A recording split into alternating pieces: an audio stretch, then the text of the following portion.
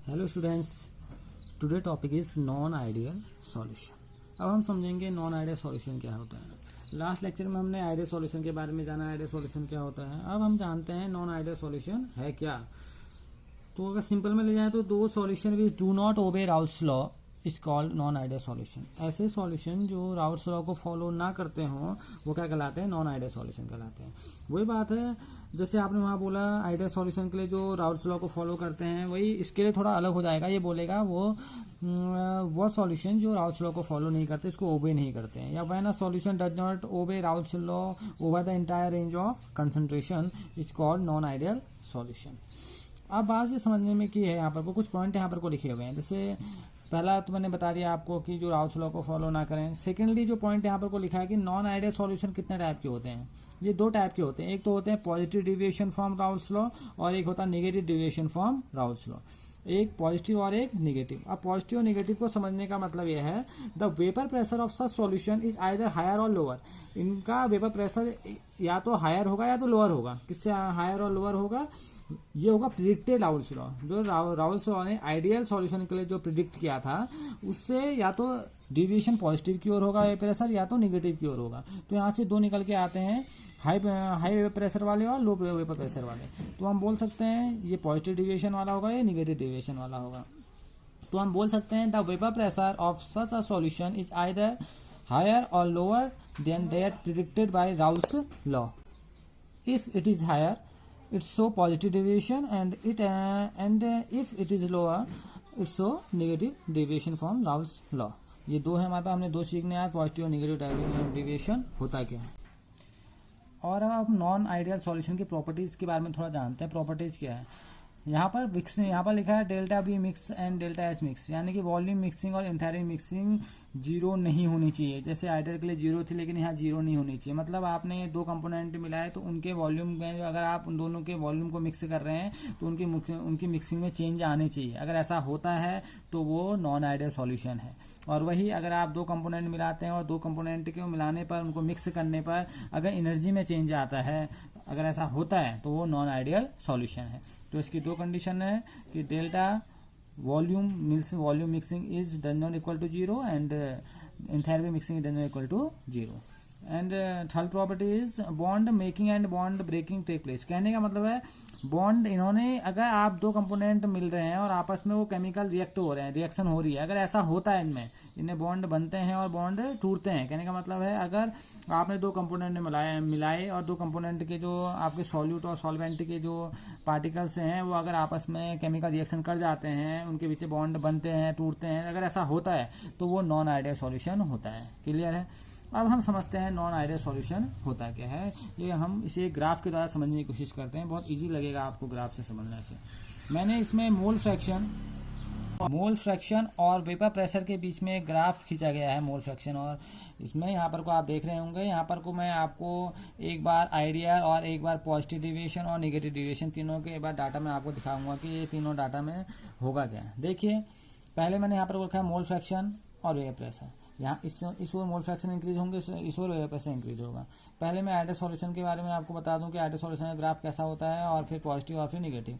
देखिए यहाँ पर को हमने एक्स यानी कि जो ए है हमारा वो आपका सॉल्वेंट है और बी जो है आपका है वो सॉल्यूट है। इस बात को समझना, जो आपका ए है एक्स ए में जो आपका ए है वो जो ए वाला पार्ट है आपका, अगर आप ए वाले पार्ट को समझेंगे तो जो ए वाला पार्ट है वो आपका किसका है, वो सॉल्वेंट का है। और जो आपका एक्स बी वाला जो पार्ट है वो किसका है, सॉल्यूट का है। क्लियर। तो अब हम इसको जरा समझेंगे। यहाँ पर को एक्स यानी इसकी वैल्यू 1 है, आप जानते हैं इसकी वैल्यू 1 है। तो यहाँ पर को जो वेपर प्रेशर होगा सॉल्वेंट का वो क्या होता है, हाई होता है। तो वेपर प्रेशर क्या हो गया, सॉल्वेंट का ज़्यादा हो गया। तो इस पॉइंट को हम समझेंगे तो यहाँ पर को आ गया, वेपर प्रेशर हाई हो गया, 1 हो गया। और यहाँ पर का सॉल्यूट का कितना है, 1 है। तो इसे हम यहाँ पर को मान लेते हैं इसका कितना है, 1 है। तो अब याद रखिए हमने नीचे इसलिए किया क्योंकि जो सॉल्यूट का जो वेपर प्रेशर होता है यानी कि जो प्रेशर होता है वो सॉल्वेंट से ज़्यादा नहीं होता है। तो अब ये इससे थोड़ा लो है। अब मोल फ्रैक्शन की बात करें, मोल फ्रैक्शन देखिए यहाँ पर 1 था और यहाँ पर को 0 आया।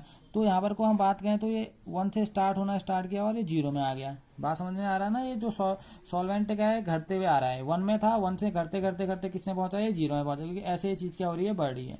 अब वही एक्सबी का है, एक्सबी का 1 है और 1 से कहाँ की ओर आ रहा है, आप देखो ये 1 से आ रहा है, किस की ओर आ रहा है, 0 की ओर आ रहा है। तो ये कहाँ चला गया, ये यहाँ बात समझ में आ रही ना। ये किसका हो गया आपका, ये आपका हो गया सॉल्वेंट का और ये आपका किसका हो गया सॉल्यूट का। तो अब आप इन दोनों पॉइंटों को मिला लीजिए। ये टोटल किसका हो गया आपका प्रेशर, वे प्रेशर किसका हो गया, ये पूरा आप बोल सकते हैं पार्शियल प्रेशर बोले या वे प्रेशर इसका बोले तो किसका हो गया, सॉल्यूशन के अंदर ले जाएंगे तो किसका हो गया PA प्लस PB, ये दोनों के लिए हो गया। आपको दोनों पॉइंटों को आपने मिला दिया। ठीक है, ये आइडियल के लिए है, बात समझ में आना। ये राउल्स लॉ को फॉलो कर रहा है और ये किसके लिए आइडियल के लिए है। तो आइडियल सॉल्यूशन के लिए ग्राफ हमेशा ऐसे जाएगा, ये आपका सॉल्वेंट का है, ये आपका किसका है सॉल्यूट का है, इस बात को समझना। ठीक है, तो ये आ गया आपके पॉइंट मिल गए। ये तो है आपका आइडिया। अब हम समझते हैं इसके पॉजिटिव डिविएशन, क्योंकि पॉजिटिव डिविएशन वाले सीन में होगा क्या। अब देखिए वही चीज यहाँ पर भी आ गई, एक्स से यहाँ पर को आपने प्रेशर को इसमें 1, आप पहले आइडियल और वो बना लीजिए। पहले इसका ग्राफ, जो ग्राफ इसका बनता है डॉट डॉट के मैं आपको दिखा रहा हूँ। ये देखिए जो ये अब पॉजिटिव डिविएशन में क्या होता है, पहले मैं आपको बताऊं पॉजिटिव डिविएशन में क्या होता है कि आपका जो ग्राफ होता है उसका जो वेव प्रेशर होता है वो क्या होता है आइडियल प्रेशर से क्या होता है ज्यादा होता है। ये देखिए ये इससे ज्यादा है, सॉल्यूशन से ज्यादा है। अब सॉल्यूशन से ज्यादा है तो अगर आप बात समझेंगे तो ये सॉल्वेंट के वेव प्रेशर से भी ज्यादा होगा, ये आपके सॉल्यूट के वेव प्रेशर से भी क्या होगा ज्यादा होगा। ठीक है, वही चीज हम यहाँ ये इसे बोलते हैं पॉजिटिव डिविएशन। आप देख लीजिए जो अब ये जो निकल के आया है ये आपका क्या होगा, वेपर प्रेशर किसका है, सॉल्यूशन का वेपर प्रेशर है। इसको आप बोलेंगे PS इक्वल टू क्या हो गया है PA प्लस PB, इससे ज्यादा है। ये पॉजिटिव मतलब क्या है, इसका वेपर प्रेशर क्या होगा, ये आइडियल यानी कि राउल्स लॉ से क्या होगा ज्यादा होगा, आइडियल सॉल्यूशन से ज्यादा होगा। तो ये क्या है पॉजिटिव डिविएशन बोला जाता है। देखिए PS आप देखें वेपर प्रेशर क्या हो रहा है, इंक्रीज हो रहा है। अभी ऐसा क्यों होता है मैं इसको फिर आपको समझाता हूँ। पहले हम तीनों ग्राफ के बार बना लेते हैं कि है क्या। अब थर्ड में देखिए निगेटिव डिविएशन है। अगर हम निगेटिव डिविएशन की बात करें तो हम देखेंगे तो वही पहले आप बना लीजिए, आइडियल वाला बना लीजिए। ये देखिए आपने आइडियल का बना लिया, सॉरी डॉट डॉट है यहाँ पर को। अब इसका क्या होता है, इसका सॉल्यूशन, इसका देखिए इसका निगेटिव मतलब इसका वेपर प्रेशर इससे कम होता है। किससे कम होता है, आपका जो राउल्स लॉ यानी कि आइडियल सॉल्यूशन के वेपर प्रेशर से कम है। अगर इसका कम है तो आपका जो सॉल्वेंट का है उसका भी उससे कम होगा, और सॉल्यूट का भी क्या होगा वेपर प्रेशर क्या होगा कम होगा। इसे बोला जाता है निगेटिव डिविएशन। तो यहाँ पर को जो निकल के आ रहा है यहाँ पर को PS यानी कि कम है। देखिए सॉल्यूशन का जो वेपर प्रेशर है वो कम है, PS equal to PA plus PB। बात समझ में आ रही ना। ये निगेटिव। तो निगेटिव का मतलब क्या है, जो इसका वेपर प्रेशर है वो आइडियल वाले के वेपर प्रेशर से क्या होगा कम होगा, तब ये क्या है निगेटिव की ओर है। इसलिए निगेटिव मतलब कम है, यानी वेपर प्रेशर क्या हो रहा है डिक्रीज हो रहा है। अब ऐसा क्यों होता है इस बात को थोड़ा समझते हैं, ऐसा क्यों होता है। पहले हम इसकी बात कर लें कि पॉजिटिव और निगेटिव डिविएशन में ऐसा क्यों होता है। देखिए पॉजिटिव और निगेटिव डिविएशन में पहले पॉजिटिव को लेता हूँ। अब मैं एग्जांपल से समझते हैं। ये कुछ एग्जांपल है पॉजिटिव डिविएशन के और ये कुछ एग्जांपल है निगेटिव डिविएशन के। जैसे सपोज के लिए एसीटोन और कार्बन डाइऑक्साइड का एग्जांपल ले लूँ मैं। एसीटोन और कार्बन डाइऑक्साइड, इसको अगर आप इसकी मिक्सिंग कराते हैं, बात को समझना, इसकी मिक्सिंग कराते हैं तो आप समझिए ये आपका सॉल्वेंट है और ये आपका क्या है सॉल्यूट है। तो इनके बीच में जो इंटरमोलिकुलर अट्रैक्शन फोर्स होगा, अट्रैक्टिव फोर्स होगा, वो एसीटोन और कार्बन डाइऑक्साइड के इंटरमोलिकुलर अट्रैक्टिव फोर्स से क्या होगा कम होगा। बात समझने की यह है पॉजिटिव डिविएशन कब आएगा, जब आपने एसीटोन और कार्बन डाइऑक्साइड की आपने इंटरमिक्सिंग कराई, आपने इसका सॉल्यूशन बनाया, तो इनके बीच का जो इंटरमोलिकुलर फोर्स ऑफ अट्रैक्शन है वो आपका कार्बन डाइऑक्साइड या एसीटोन के जो बीच में जो बॉन्ड बनते हैं, इंटरमोलिकुलर फोर्स ऑफ अट्रैक्शन बनते हैं, उससे क्या होगा कम होगा। क्लियर है। यानी कि सॉल्यूट और सॉल्वेंट का जो इंटरमोलिकुलर फोर्स ऑफ अट्रैक्शन है वो आपका सॉल्यूट और सॉल्वेंट के इंटरमोलिकुलर फोर्स ऑफ अट्रैक्शन से ज्यादा है। इसके वजह से जो इसके मॉलिक्यूल होंगे वो इजीली क्या हो जाते हैं, वेपराइज हो जाते हैं, इसके एक्सेप्ट कर जाते हैं, सॉल्यूशन से उड़ जाते हैं, जिसके कारण वेव प्रेशर क्या हो जाता है इंक्रीज हो जाता है। ये तो पॉजिटिव डिविएशन हो गया। निगेटिव डिविएशन में आप सपोज कर ले लीजिए एसीटोन और क्लोरोफॉर्म को ले लीजिए।